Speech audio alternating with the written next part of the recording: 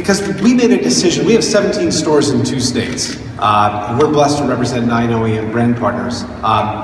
We made a decision that in order for us to achieve our financial goals, we have to have an attribution model that gives us the ability to see everything in a one-to-one fashion. So while I'm not going to sit here and preach to an entire room of what I think are wonderfully progressive dealers and say that traditional should not be a part of your strategy, I will couple it by saying that you have to define what your strategy is. Now, specifically for us, we have made the decision to go 100% digital and take it then to the next step, which is it's not just about being digital. It's not about trying to acquire a would-be shopper. We have focused and weaponized our entire digital strategy to focus on the in-market buyer. There's a gigantic difference in your strategy. You know, we're talking about mobile first.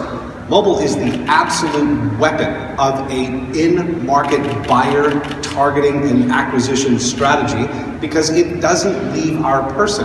Ask yourself in this room, how many of you utilize your mobile phone as your alarm clock? Do you even own an alarm clock anymore, right? We are so quickly moving to a single device environment that very soon it will be just transportable technology, whatever that is, call it mobile, I guess.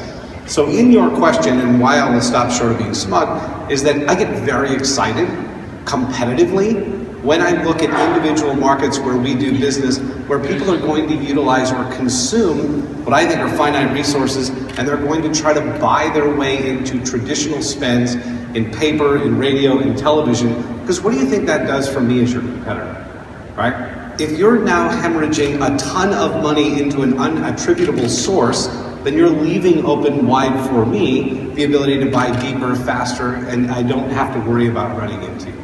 Okay? So I guess I'll just leave you with that for now because there's going to be other elements that I think we're going to talk about.